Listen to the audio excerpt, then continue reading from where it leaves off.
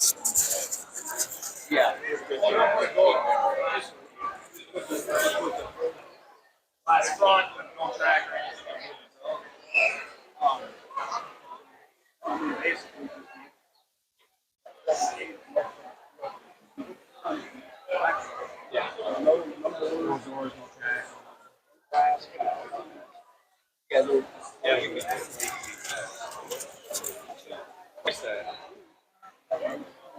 Yeah, price it again. Certain.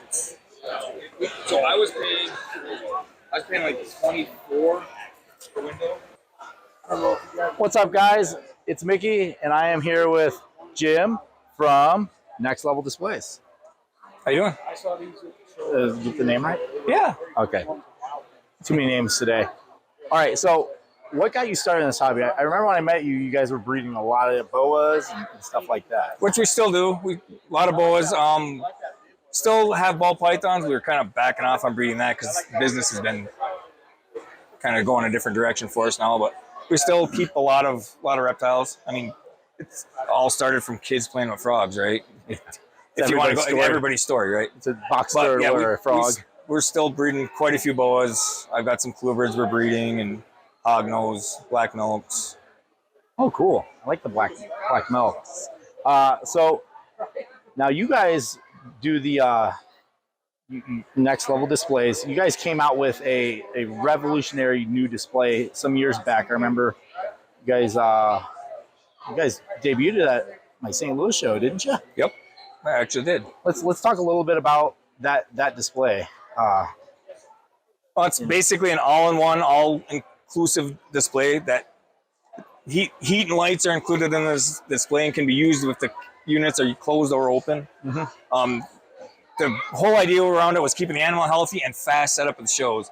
So I can open and close this thing in a matter of seconds compared to your traditional stuff, which we also make a economy style, which is a traditional stack them in the box style. But this one is the one that kind of started the company. It all folds up into one convenient little package, and you can load your animals up night before the show. You can travel across country with them and know that they're going to be warm and safe. Yeah, that's what I really like about those, because especially in the winter time, you guys are from Michigan and it gets cold up there. It does. And it would be terrible, to have a car break down and all of your animals are in your displays and there's no heat, and you guys have really fixed that problem. And I've had that happen.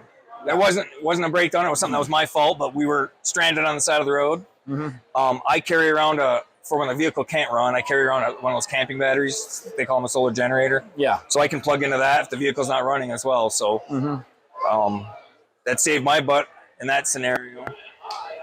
Yeah, they're really nice. I see a lot of vendors at shows, moving towards using your guys' displays. I really dig them. Even customers in the South, a lot of guys say, well, it's hot here. I don't need the heat. Yeah, but I don't like driving around in a 90-degree car. I like the AC cranked to about 65, and then my animals are still on heat and still be able to be heated. So it's actually useful all over the country. Oh, yeah. So you guys have actually grown into building a lot of different enclosures, too, which is great. I love, the PVC enclosures at the shows because that ensures that if somebody's buying an animal here, they can come over here and get the proper housing for it.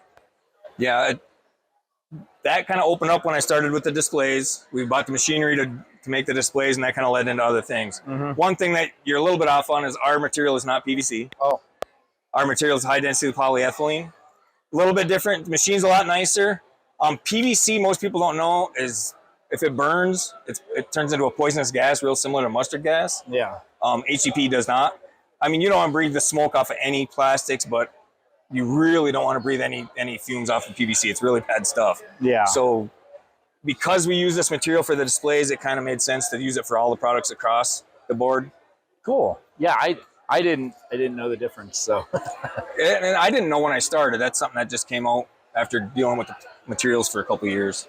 I've always wondered why your enclosures were a little bit different than everybody else's, and that's why they're different material. So. And we put a lot of thought into the quality. Every edge is rounded over, so there's no sharp edges. All of our windows are not acrylic; they're polycarbonate, so they're not going to crack. And that's what they make bulletproof glass out of.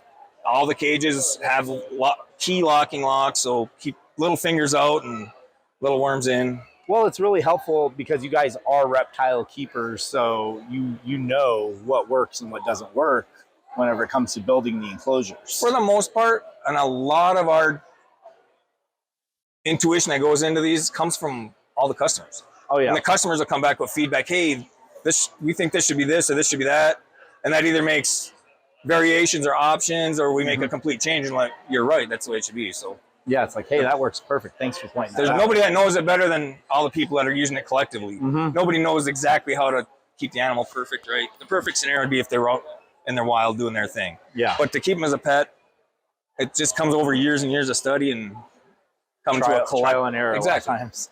Exactly.